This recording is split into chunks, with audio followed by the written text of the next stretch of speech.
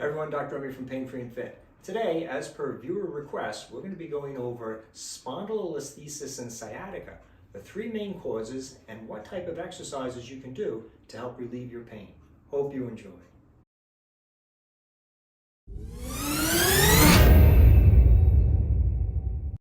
So the three main causes of sciatica with people with spondylolisthesis include, number one, the nerve is being irritated in the spine. There's either a compression or a shearing force or inflammation inside the spine, whereas the nerve exits from the spine into the leg. It causes an irritation of the sciatic nerve and pain, tingling, numbness, burning down through the buttock, the back of the leg, through the calf, and into the foot. The second common cause of sciatica is an irritation of the nerve as it passes either through or underneath the piriformis muscle. The piriformis comes from the bottom of our spine, called the sacrum, out to the side, connects to our hip. It's a muscle that's deep to the buttock. And in most people, the sciatic nerve passes right underneath that piriformis muscle, and in some people, it actually passes through the fibers of the piriformis. So postures where the piriformis is either tightened or lengthened too much, most commonly shortened or tightened, come from postures where the person has a tendency to stand or walk with the leg turned out more than 7 degrees. Normally when we stand, the leg comes out a slight little bit, it's not such an issue, but when we come out more than 7 degrees, or if we perpetually sit with one leg over another, or crossed at the ankle, that top leg turns the thigh outwards compared to the other leg. And that's similar to standing, where we stand with the leg out. And as a result, in that motion of the leg turning out and external rotation, the piriformis muscle shortens and can irritate that nerve.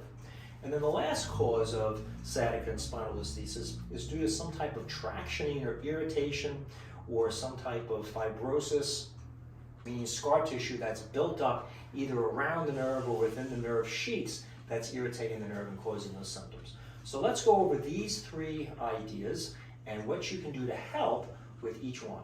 So for problems that are caused from a tight piriformis muscle, which is more common than most people think, typically because the muscle shortens, we need to stretch it out. Now, of course, in the long run, addressing the root of the problem, which is changing your posture habits, so you try to hold the legs straighter when you're standing, when you're walking, and trying to get out of the habit of crossing your legs by keeping them straighter will go a long way. Also keep in mind that many times when people are driving, that left leg is going to turn out to the side. It's going to tighten that piriformis. But the best stretch for the piriformis can be done either sitting or lying down, where we're going to take the leg on the side that we have a problem with, let's say it's my left leg, and we're going to cross that leg over the unaffected side. And then we're going to pull that knee across till we feel a little stretch in the hip or in the buttock. You can do that either sitting up or you could do it lying down. Either way, you want to try to hold the pelvis, the front of the hip bone, down so that as you come across, the whole pelvis is not lifting up. Here you're going to lose the stretch to the piriformis because the whole lower back is going to be stretching. So by taking it just across so that you feel a little bit of the stretch here in the hip of the buttock, make sure the stretch is mild. That will be the perfect position to stretch from. Avoid going as far as you possibly can. Many times if we overstretch the muscle spindles inside the muscle are going to sense too much of a change in the length, and they're going to react by tightening the muscle, and you won't get a good stretch. So make sure that you hold the leg across just to the point where you begin to feel a stretch. Rest there for at least 15 seconds, but preferably until the feeling of stretch fades away. Then you can go into a second stretch until you mildly feel that stretch sensation again. You can do this stretch 2 or 3 levels each time you do it, and you can practice this 3 to 5 times a day.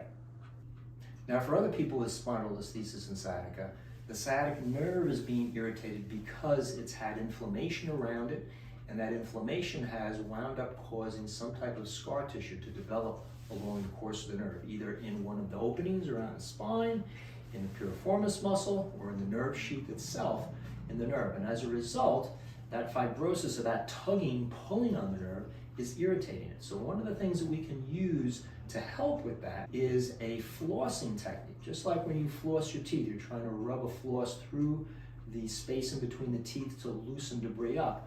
We're going to use a flossing, which is going to move the sciatic nerve up and down through those various areas, through the piriformis muscle, through the IVF in the spine, and along its course all the way up and down, so we can try to stretch out and break up some of that scar tissue that may develop in it. So this is the way you do it. You'd hold the stretch position for 2 to 4 seconds. You can do 5 or 6 reps at a time. You can do this in a seated or standing position, but basically what you want to do is you want to take the nerve that runs, if you can think of the entire nerve system from your brain all the way down to your foot, you're going to run it one way and then the other. So in order to move it down towards your foot, what you're going to do is you're going to extend your leg out and pick up your toes as you lean backwards. It's going to take that whole nerve network and take those nerves and put them down towards your feet. After a few seconds, you'll then turn your head down, bring your thigh back, and tilt your knee so that it's bent. You can see as I do that, I'm now moving the nerve from my foot through the back of my leg, up my spine, and towards my head. So I'm forcing it. I've pulled it the other way. Again, after 2 to 4 seconds, I'll go back the other way, where I'll straighten the leg and lean back. If I were to do this standing, I still want to be able to bend my leg back and forth as I do this. So you're just going to go back and forth where we're moving the nerve up towards the head, and then we're going to move it back down towards the foot. You'll notice that my knee is straight, my ankle is bent, my toenails are bending up towards my kneecap, and I would just continue through 5 or 6, maybe up to 8 repetitions of that. Again, this is not for an acute case of sciatica. If your sciatica has newly been irritated by a new injury, or you're going through a really bad acute, right now it just happened, or it just happened within the last 2 weeks, this is not the type of thing you want to do. Nerve flossing is more for those people with chronic problems that have been there, that have simmered down from their acute stage, that have been there for perhaps several months, 3 months or longer, and it's not really getting worse, it's not getting better, it's just staying the same. This type of a stretch can help to loosen up some of that scar tissue around the nerve, and many times help to reduce sciatic symptoms in the spondylolisthesis sufferer. Now, the third and probably most common cause of sciatica in spondylolisthesis sufferers is when there's some type of compression or irritation of the nerve at the spine. Remember, typically spondylolisthesis, the vertebra has slid forward. The disc starts to become degenerative, meaning it dries and thins out over time. Any type of disc herniation that's pushing backwards is irritating the nerve, or because the vertebra has slid forward, the IVF, or the intervertebral foramen, which is the hole that the nerve comes out of in the back and travels down the leg, has become compressed. It's become narrower than it should be. And that can lead to either irritation, inflammation around the nerve, or direct nerve compression in very severe cases. So one of the things you want to do if that's the situation is try to determine if the typical extension, which is leaning backwards or raising the tailbone upwards, both of which increase the arch in the lower back, if that provokes or irritates your sciatica, then most likely you're going to benefit from flexion exercises, meaning you want to develop the muscles that prevent that arching from happening. And typically this is the abdominal muscles. So you want to work on crunches, you want to work on front planks, you want to work on stir the pots, you want to work on a myriad of flexion exercises that we don't have time to go in on this particular video, but have been presented in detail on this channel. If your symptoms are more irritated with lateral flexion, so let's say my sciatica is on my left side and I lean into it, that means I'm compressing that side of my spine. The facet joints are being irritated. If we have spurs in them, I'm also creating some disc pressure there. If I have a posterior lateral herniation on that side, that may irritate it. So in this case, you want to avoid movement like this, meaning you want to develop the muscles that bring you away from that. So the more developed those muscles are, similar to the abs being developed, that can then prevent extension because they hold the body against extension. Developing the muscles that side bend you the opposite way will help to avoid lateral compression. So here, exercises that have been presented on the channel, such as sideline lateral flexion exercises for the thoracic and lumbar spine. Here I'm leaning to the right, that opens up and prevents me from leaning left. Or cliffhangers, let's say if my sciatica was on my right side, I want to lay with that side down, and I want to develop cliffhanging exercises where I'm coming from a neutral position up. Those both, as well as, for instance, side planks, are going to develop my lateral flexors on the opposite side, which when strong are going to help me from leaning in on that side. Using a side plank is another exercise to develop these lateral flexors. If my sciatica is irritated leaning to the left, I want to develop the muscles that lean me to the right in the side. So a side plank done with the opposite side down, either on hand outstretched, is going to develop both abdominal and back muscles on this lower side that's going to prevent me leaning to the left. I could also do that off my forearm, and if I have a problem with shoulder strength, I could do a shoulderless side plank where I'm simply lifting my hips up in this position. Another typical problem with that is hip hiking. So for instance, again, let's say my sciatica is on the left side. If I have a tendency to, when I squat or when I walk, if that hip comes up a lot, that's compressing that side, irritating sciatica. So here I want to do exercises that are anti-hip hike exercises, beginning with a standing position and standing tall, moving that hip down and that rib up, advancing eventually to one-legged squats where I keep the hip and the rib open. Both of these exercises are going to develop the side of my hip muscles. They're going to develop my glute medius, which keeps my hip down and prevents it from moving up sideways. Less commonly, sciatica will be irritated from leaning away from it, meaning that we're going to be overstretching the nerve. If this is the case, just the opposite will be true. We want to increase the muscular forces that bring us into that side so we can then resist as we go through our daily activities and sports activities, have the strength and the endurance to resist moving away and overstretching that nerve. Sometimes with extension pain, meaning when you lean back and it irritates the sciatic nerve, it's because what you're doing is you're pinching the back of the disc. And that disc, the fluid has moved from the center of the disc back into the nerve, and that's creating sciatica. And those symptoms may be helped by extension, but not as much as causes pain. So here, exercises like a modified press-up, where we're coming up just a little tiny bit, is helping to squeeze the back of the disc, not enough to provoke the symptoms of my sciatica or back pain, but just enough to compress that and start moving that fluid from the back of the disc where it's herniated and push it back towards the center of the disc. Over time, sets of 10 reps done multiple times a day can then reorganize that fluid or that nucleus, which is the center gel in the disc, back to the center, taking pressure off the sciatic nerve. Sometimes that spinal irritation on the sciatic nerve is going to be due to rotation. The way the spondylolisthetic vertebra sits and the compression or stretch on the nerve can be irritated with twisting from one side to the next. In that case, you want to develop the muscles that twist you away from or hold you away from that direction of twisting. Now this can occur with the pelvis and the mid-back, so you have to figure out, is it my pelvis turning that causes the symptoms? If so, when I turn this way, I want to start increasing the strength of turning the opposite way. Is it my torso? When I hold my pelvis forward and I'm twisting my torso to one side, is that pulling that nerve and causing sciatica? If it is, I want to develop the strength to twist them the other way. Again, to develop these mirror muscles, so to speak, or opposite muscles that check or prevent that motion from happening. Now this can be done a bunch of different ways, but one of the simplest is just taking a rehab band and attaching it to a post, and you would hold the band and simply twist away. If my symptoms are provoked moving to the right with my torso, I want to hold the band at my chest and practice twisting my torso the opposite way. That's going to build the strength up. If my hips moving to one side was more of an irritation, I could take the band, step inside the loop,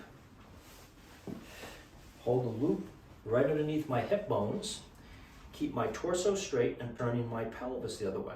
These are developing the oblique muscles, the erector spinae, other muscles that rotate us in the opposite direction of what causes symptoms to help build that strength up to prevent those types of rotations or twists happening throughout the day. Also keep in mind, if you're someone that needs lower erector spinae strength to help pull that vertebra back because it's slid forward too far and is compressing that nerve, causing sciatica, you need to develop the erector spinae's ability to pull backwards.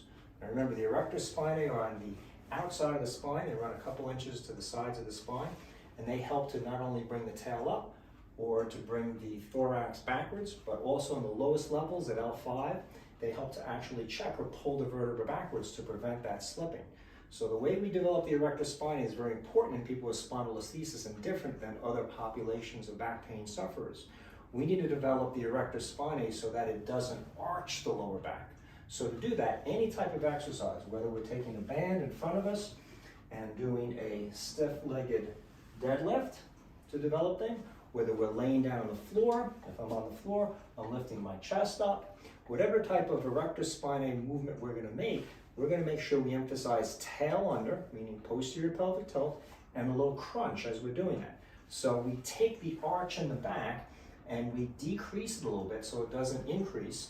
Again, you should hold that into a neutral position, meaning that if you tuck your tail under to the point of slight discomfort in the back, that's one extreme. And if you raise your tail up to slight discomfort in the back, that's another extreme. You want to put it right in the middle and then brace with your abs to hold that amount of neutral arch. And as we do that, then we could take a band in front of us, hold onto it, and practice bending and moving from the hips. You notice my rotation now came from my hips, not my lower back, and move up and down. I can do that with a resistance band. I can do that with just free body weight as well. That's a great way to develop the erector spinae so that they're increasing their strength but not increasing lordosis. I could also develop the erector spinae by laying face down with my hands under my lap, tucking that tail under and crunching so I hold that neutral spine, and then lifting from the hip through the head so that my low back is not arching. I can put my hand on my lower back to make sure that my arch isn't increasing. So I'm basically trying to lift up from my ear, my shoulder, and my hip all as one straight unit without increasing the arch in the back. Again, that motion is happening from the hip joint, the ball and socket of the hip. So remember, with any of these exercises, it's imperative to make sure that you're holding your spine in a neutral aligned position. And that's going to be unique for each and every individual person. Some of us may hip hike more on one side, rotate more to one side. Some may have a weak multifidus muscle, problems engaging our abs correctly, perhaps the external, internal oblique are contracting too much on one side. Some of us may have a lat deficiency or glute deficiency, so we need to know how to hold our spines and watch out for these typical muscle imbalances and mistakes that we make. Otherwise, you'll be only strengthening the dysfunctional asymmetrical forces that go into your spondylolisthesis and sciatic condition and aggravate them over the long run. You want to make sure that you're always increasing or strengthening proper neutral stability. If you're not sure how to do that, work with your doctor or advanced spinal rehab specialist, figure out what these mechanical considerations are, how to correct them, and how to avoid them with your training. If you're still perplexed, check out our fast track program for spondylolisthesis, available at painfreeandfit.com. We have a body analysis that goes through all your mechanics, all your muscle imbalances, spinal stability issues that relate to spondylolisthesis, and it gives you a step-by-step program of how to build your stability and strength in a nice symmetrical fashion. And as always, I'm available for online consultations if you're still having difficulty figuring out how to customize the exercises or which exercises to choose or develop based on your unique condition. Feel free to subscribe to the channel to learn more great videos about help with your spondylolisthesis condition. Thumbs up to help share this valuable information with others. And again, questions or comments, write in. I'll do my best as always to answer. I hope you've enjoyed this video on spondylolisthesis and sciatica.